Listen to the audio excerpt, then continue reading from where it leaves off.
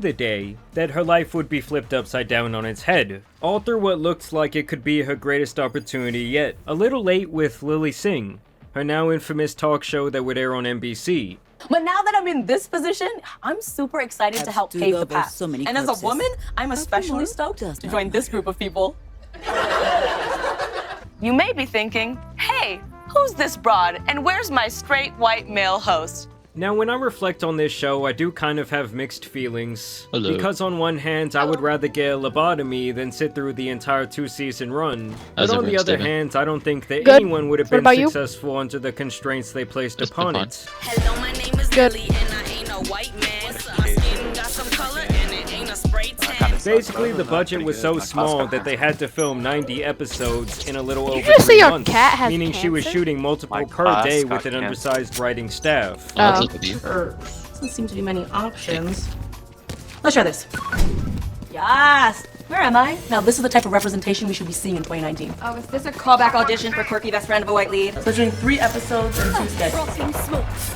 In one day. And that's not to even mention that there was a massive delay from when these would be filmed and subsequently released. And I really do feel like late night talk shows rely on current events quite a bit, and this would only become much more noticeable when the pandemic hit, as a lot of the topics she was talking about now seemed beyond tone deaf, like making out with people, or going to parties, or basically just being in public places. Now, I have noticed that my guy friends don't bring new girlfriends around anymore, also. You know, it used to be because they thought I'd them. Okay? But now, not only can I block, I can rebound, box out, do a layup, and score!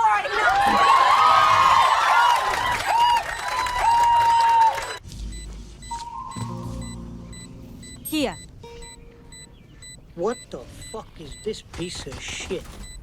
But beyond that, the biggest issue with the show, and now the biggest issue with her crumbling career, is that absolutely everything is purposely made with exclusivity and her perceived idea of equality in mind.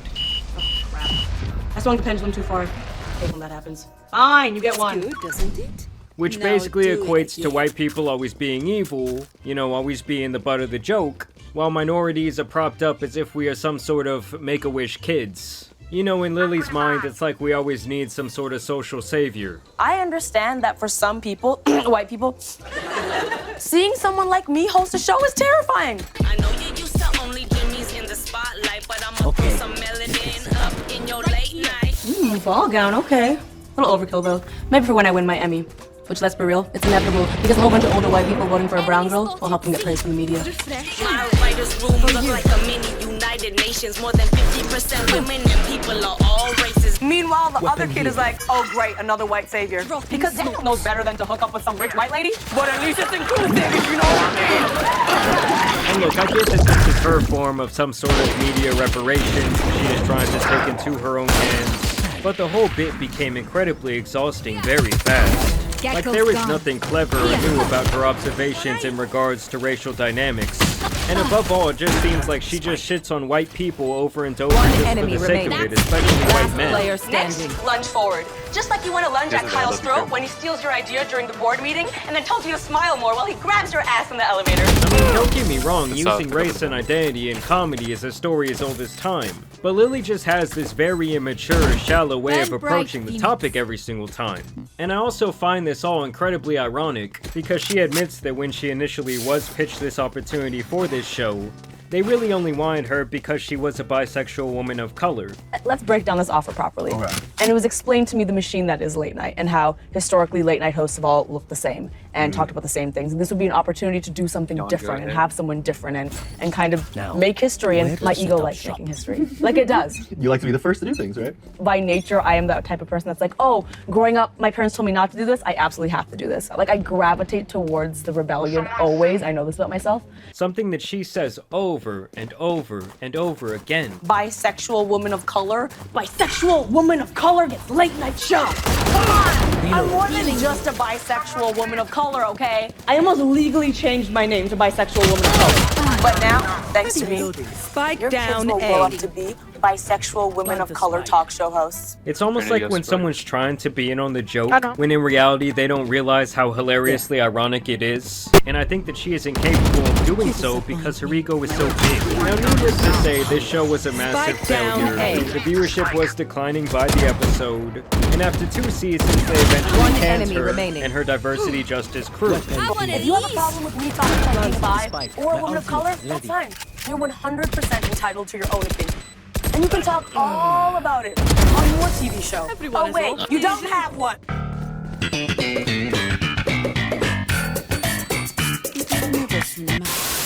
And even beyond the issues with the actual content, I feel like her voice was often so grating, and hearing her go on these long monologues time and time again just killed my brain cells. And honestly, most of the time it seemed like she was just trying way too hard to be funny or relatable.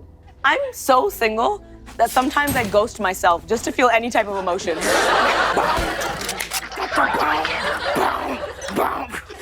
worries, fam. Light one up. You're good.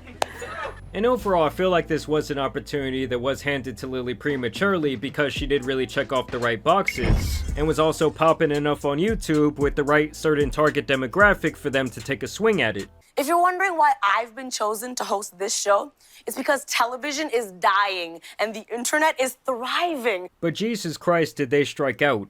Here comes the pitch. Strike 3, and he knew it. Didn't even get the bat off his shoulder. And sadly, this all really derailed her career, her mental health, One and enemy her public remaining. perception. And what would actually make matters much worse is that in the aftermath of this fallout, Lily would go on to do a TED Talk that was also incredibly cringe. I can't tell you how many times I forgot to wipe that chest hair off. A lot of times. But it was also here where we learn why Lily is so hell-bent on massaging her own ego through the guise of fame and success, and being quote-unquote groundbreaking. It actually all started from the moment she was born. You see, because my mom had been told that if she gave birth to a daughter, it wasn't worth phoning home about. Here. After all, she'd already given birth to my older sister, and this time everyone had high hopes that she would do right and have a son. But she didn't. She had me. And so there were no congratulations or Indian sweets sent our way. It's mine. Just the reality that from the moment I came into this world, I was already a disappointment to so many people. So from the start, she was destined to have an issue with the way she viewed herself and also her self-worth. It was literally ingrained in her that being born a woman was to be subservient to men. Obviously something that can create a massive issue with someone's self-image. He said that I had done what no one else could have done, and I had made the family name proud. Me, Lily, the baby born a girl. I am attracted to influence and power because I always felt like that's how I had to change people's minds. So this then defined who she was as a person, really for her entire life. And it's like the only way that she could get back at her family and prove them wrong is to have this massive chip on her shoulder. So it's like all of her work ethic and even eventual success was driven out of spite rather than anything positive, and it's like she just cannot let that go. It would be naive for me to sit here and say that a lot of my success is not because I had a desire You will not kill my allies. You had to work 10 times as hard Last as player standing. the male that they were hoping for, the boy that they were hoping for. really become a superhero. Because honestly, a lot and people are driven to success by wanting to like prove people wrong. But usually at some point once they've made it, they can do some self-reflection and realize, oh, well, if they didn't want me, well, fuck them. And fuck it. There I was, Lily, the baby born a brown girl, rubbing elbows or at least time slots with comedy royalty. Now, even with that all being said, she still crones on about the fact that her show was not successful, basically crying that no one wanted to hear her shallow-ass perspectives on social politics. The silver lining is that we'll finally get a different perspective in late night.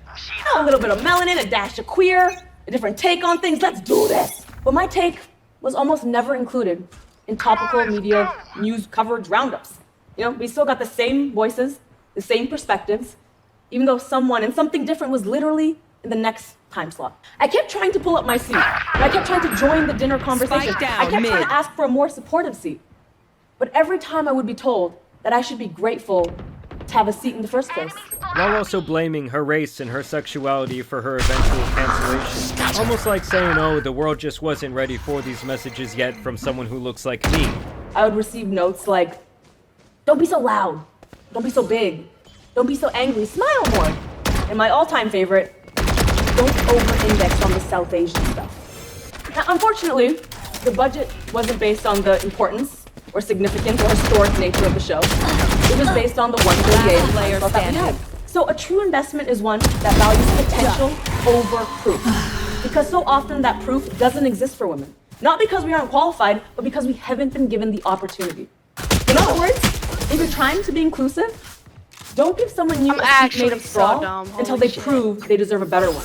When in reality, the messenger had truly not earned her place at the table, as she likes to say. Just watching the show, it was beyond obvious that Lily skipped a bunch of steps, and was more or less thrown to the front of this line. Because pretty much almost every late night host has spent years grinding stand-up, maybe in some writing rooms, or doing some sort of other hosting, you know, like live performance type of jobs. And while yes, she had done some live shows in the past, Lily was still prematurely given this job, and when she tried to step out of the YouTube bubble, it was beyond obvious that she was not prepared. And when you combine that with her massive ego and improperly placed chip on her shoulder, it was really destined for failure.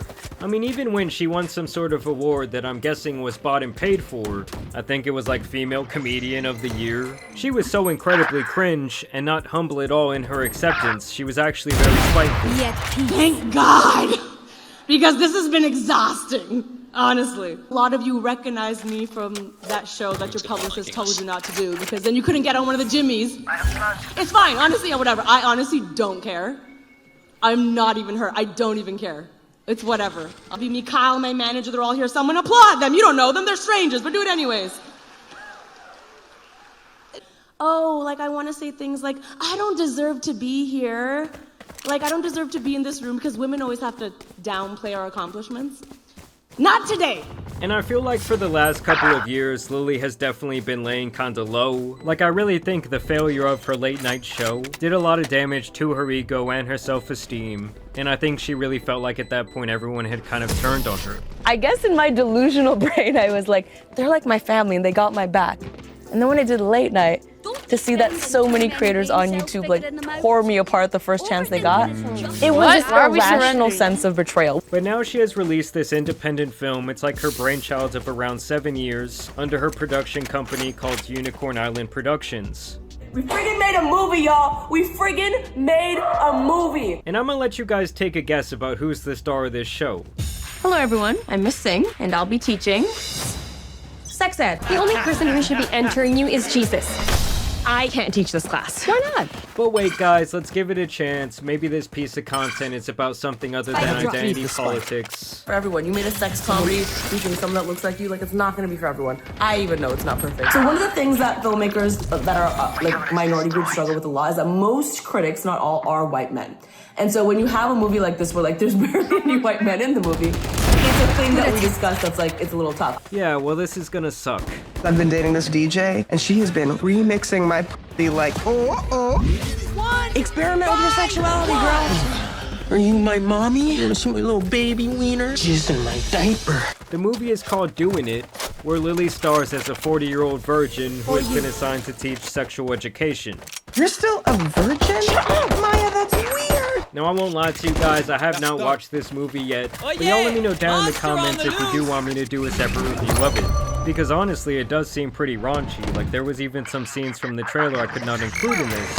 Now the last thing I really wanted to touch on here is that Lily, or perhaps her publicist, has from my perspective been buying views and comments on not only her videos, but also anywhere she has gone recently to do an interview. I mean, just look at this string of comments from her most recent video where she goes to her movie premiere and compare it to this interview she did, or even this interview she did, or that interview she did, or this piece of content she did, and the comments are all bots and not just normal stuff like those nasty things trying to lure you to nasty websites. They all just say completely irrelevant stuff, but it's always the same. Oh, this is a masterpiece. Or this news is really well written, or there's a great piece of journalism. And that is why it is my belief that she or her team are botting these comments to try and make her seem more relevant than she is in 2025, which is honestly perfectly in line with her career, where she seems to think she is much more important and groundbreaking than she really is. I could break a system, break a mold, do something different, and blow the door wide open. I mean, she's gone on some podcasts with some pretty major production value, and these videos are months old sitting at like 200 or 300 views. But yes, this was all kind of just to dive into the pool of Lily Singh and why her career kind of failed and stalled out. I mean, don't get me wrong, for some time she was very successful. She did help pioneer and lay the ground of what YouTube would eventually become, and is at least part of the reason why some people have moved on and done decently well in the more mainstream space. But I do really think it's all a great lesson that sometimes what you think could be your greatest opportunity can actually totally derail your career and your life. So you really do have to be careful with what you say yes to, and I really think that you should never go all in on something just for the sake of making history, when in reality it really just all aided in a historical downfall. But either way, I want to know what you guys think about her career Lily Singh down below. Were you a fan of her when you were a kid? Are you now like 30 years old with a family? Either way, I do want to thank you guys for watching today's video, dropping a like and subscribing. But as you guys know, it's been your boy the Tan Superman, covering that Tan Superwoman, and some other fallen off YouTubers out here need to be covered, so I'm out. Peace.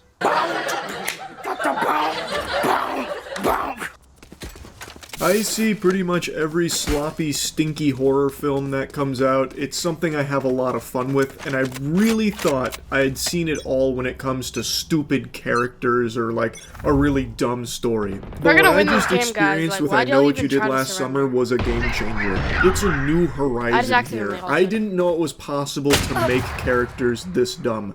They somehow accidentally made every character on screen Patrick Star. It's unfathomable how everything that exists in this film is insulting to the human intellect.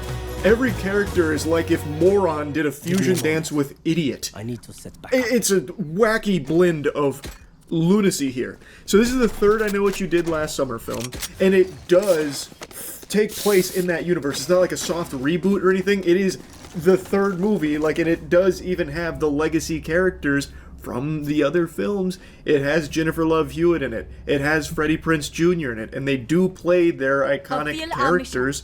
And my God, what they chose to do with them here, I would be firing my agent for even getting me in this movie. Like, I would be pissed. It's like, they must have made out the ass here, like clams out the wazoo, to say yes to a script like this.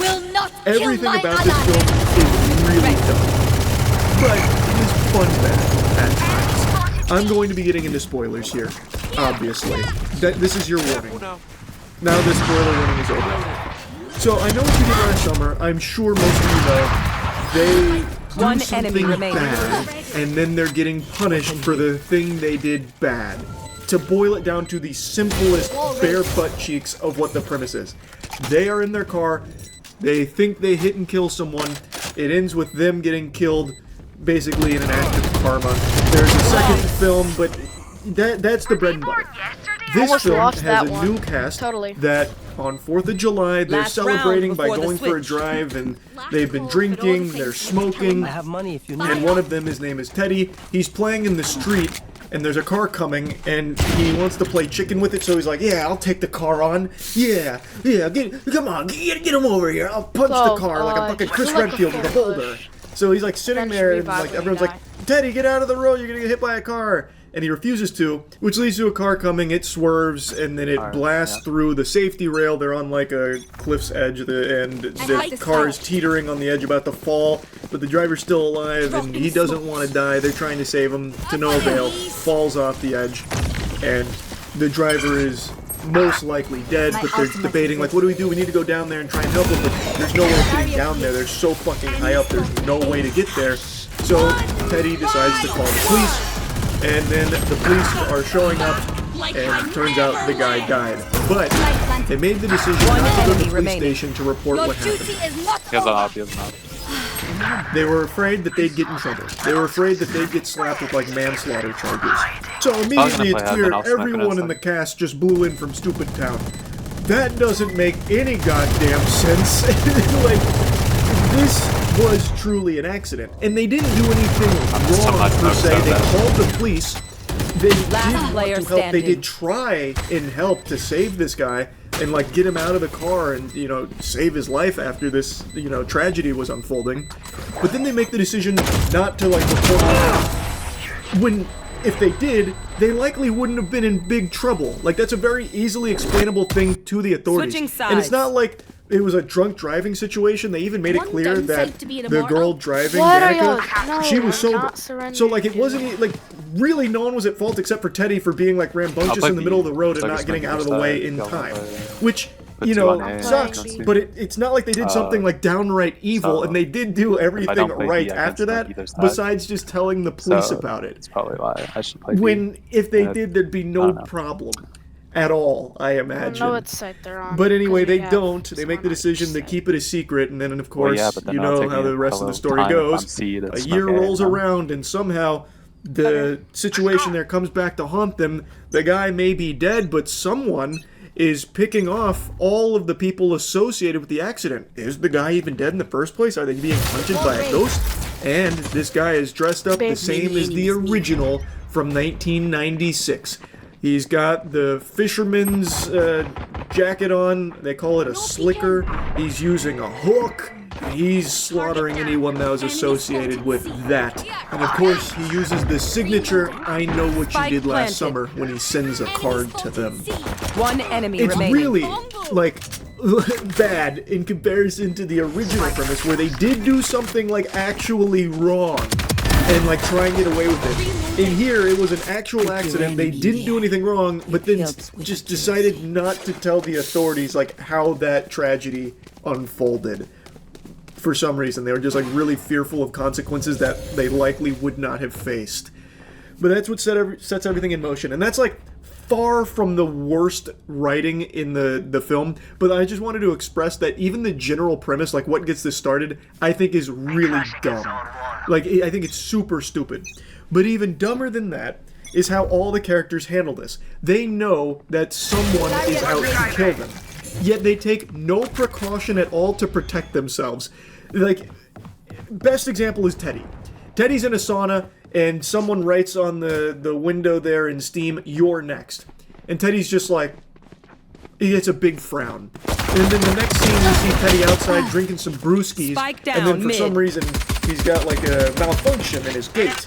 So he goes and tries to fix it, but he walks down this dark alleyway, knowing full well, this is right after the sauna, you know, message, knowing full well that the killer is out to get him.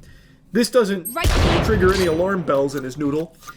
But as he's walking down the hallway, there is a figure in a fisherman's jacket outlined who is standing very still. It is clearly visible, even though the alley is dark. You can clearly see that the killer is standing right there. And for some reason, Teddy brushes shoulders with him to hit the button that they're blocking. And it doesn't, like, I thought it was like a power move or something, like he's asserting his dominance, he's so alpha, because they were kind of like positioning him as that kind of character. But no, that's not it at all. Somehow he just didn't notice that the fisherman's jacket was the killer, even though they had already identified that that's what he wears. And it's not like that's a normal thing for the hallway, like there's like a mannequin or something that was there that the killer was standing in front of, but there's no way you could possibly confuse the two, and it was clearly visible, but for some reason he just goes and, like, I don't know, excuses himself next to this guy, like, pardon me, sir, I gotta hit this button. And then he, of course, gets killed. And, like, he's really surprised that he's getting killed. He's like, oh my god, the master of stealth has struck again. Like, it's worse than the AI in an Assassin's Creed game. I could not believe that scene. At every possible step in this film, the characters make the worst decision possible. Another example, using Teddy and Danica. They're at a cemetery, they're investigating. The person that died, his name was Sam Cooper. Apparently, you know, drug addict. He had no one close to him. His man is a phantom. But they find that he's got a tombstone. So they go to check it. It turns out there's some fresh flowers there. So they want to check the cameras to see who placed those flowers, because that'd be a pretty clear indication that someone was close to Sam Cooper and is killing them in an act of revenge because that accident led to Sam Cooper's death. Anyway, they're partnered up for safety, yet for some reason, when it comes to checking the camera, only Teddy goes to do that. Danica just shoots him away and Teddy volunteers to go check the cameras, knowing full well the killer is hot in their butthole. Like, at any moment could pop up and kill them. For some reason, they split up like that. And then, can you believe it? I'm not trying to surrender. The killer shows up, but luckily Teddy was able to save Danica before things got too hairy. It's so stupid. Like, why did you split up in the first place? This game will be knowing over full well that there is a killer on the loose, just executing people. He's already killed 2 people. It's just unbelievable. And then they continue, like, for example, Danica's fiance got murdered by the killer. He wasn't at the scene or anything, but the killer is just, like, annihilating everyone, even, like, remotely in the same vicinity as the core cast. So, he kills the fiance, and yet she continues to stay in that same fucking house for the whole film. Not only her, but everyone goes to that house where that murder has taken place just fucking like a day ago. Kill my like the blood is still like on the walls, like it is still so fresh. His spirit is probably still haunting those walls, and you are using it as home base, a place the killer already clearly knows inside and out and has no problem getting to and killing. Why are you staying there? You like go to anywhere else. Go to the goddamn local Denny's and camp out, like anywhere. What is the thought process here? And every time they go back to that house, somebody dies or gets close to it. It's so dumb. It's like you can't, even if you took the actual statistically provable dumbest person alive right now on Earth, the actual jackpot lottery winning biggest moron, I think even they would make better decisions than anyone in this movie did. I could keep yapping about this and using other examples, and I just might, but I want to get to what I think is the most egregious demonstration of just disrespect to the franchise that you are adding to. This is the big spoiler. The killer is, of course, a tag team team-up, a dynamic duo, which has become a favorite in horror movie slashers these days, where it is Ray, Freddie Prinze Jr.'s Ray, you know, the one that went through so much trauma in the first 2 movies. It's Ray, who's killing most of them, and then one of the characters in the cast, Stevie, who was there when Sam Cooper met their unfortunate demise from that accident. The motive behind this is Sam Cooper was actually Stevie's love interest. They were like really close, like they loved each other, and Sam was worried about Stevie on that night, so went to find her, but then that ended up in tragedy. Let's do this. And Ray made a promise to Stevie's parents that he'd look after her. So when he heard that the man she loved died because of that accident, we're kind of losing. Ray just snaps and decides, we're gonna cook up this year-long revenge plan where we're gonna murder all of your friends, and I guess anyone they even touch, because they now all got the cheese touch, anyone they touch, we're going to kill. In the same way you could have placed that all of my friends were killed and has traumatized me for fucking 3 decades now. 2 movies worth. I'm going to help you do that. An actual, like, dog shit brain idea. Why would you do, like, the motive isn't even strong for either of these characters, by the way, because when Stevie is monologuing and she reveals to Danica and Danica and Ava that it's her that's been killing and says all that about Sam Cooper, when she's monologuing, Ava correctly points out that Stevie was also there at the scene that night and also decided to leave without telling the police and keep it a secret. Which is like, I think a checkmate is like, one enemy David, right? You did do that. Why are you now killing all of us when you are just as guilty? And her excuse was, well, I didn't know it was Sam Cooper at the time. And I was like, well, what the fuck? It's still a really flimsy motive for all of this. Like, you are still just as culpable as the rest of the people you are killing right now. It's just, it's unhinged. It is, they couldn't even make a good motive for Ray to break bad here and become the villain. Alright guys, and 2 more times. Couldn't even make a good motive for Stevie being, you know, one of the killers. It's so weak. It is so fucking weak. And keep in mind, they did do everything right except not giving their statement to the police, but they did call the authorities to try and get help. They tried to help him themselves. It just, ultimately there was nothing that could be done after the accident had occurred. He was dead no matter what. Sam Cooper did not survive. Even if they did try and somehow like rappel down there and get to him, he was dead. So like, Stevie, everything about this fucking movie is so stupid. I don't need to keep blabbering on about it, but it was crazy to me that they actually made Ray the killer. And what's even crazier is how predictable it was too. I was just really hoping I was wrong. You see, This film actually tells you who the killer is in the first, like, one enemy remaining ish minutes. Basically, like the first or the second player kill, standing. they tell you who the killer is. But you, as the viewer, someone who's maybe seen the previous two I Know What You Did Last Summer films, don't want to believe that because it's so dumb. But it turns out they really did just go like that stupid with it. In the first 15-20 minutes, they introduced this character. Her name is Tyler. And she has a true crime podcast, and she's in this area because she's doing a piece on the murders for the I Know What You Did Last Summer, you know, OG, the 1997 murders. She's doing a piece on it, and she takes Ava to this place that is significant to that lore, and the killer strikes there. It's Ray. Ray is the killer there. And Ava kind of gets the best of him, slashes him with a knife, and then Ray, you know, changes his focus to killing Alright guys, I went Tyler. Oh my god, you know what I just forgot to mention? Another one of Ray's main motivators that he himself says, from his own fucking lips, is that another big thing that made him want to do this is he didn't like how the history had been scrubbed, because the, you know, rich people came in and they tried to erase the town's history with those murders because it wasn't appealing to investors in real estate, so they buried it and hid the truth.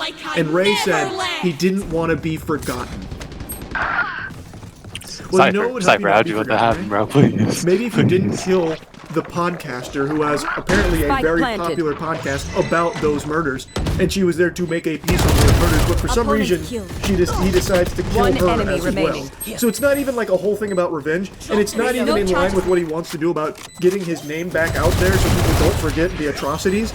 It just doesn't make any sense. But anyway, I keep getting lost on tangents because it is actually that incomprehensibly stupid. I can't help but just fucking keep yapping about it. Anyway, as he's cornered Tyler, he gets her on the hook, and she rips off the top of the fisherman's cloak, and she says, "You." And the reason that's significant is because she has only encountered one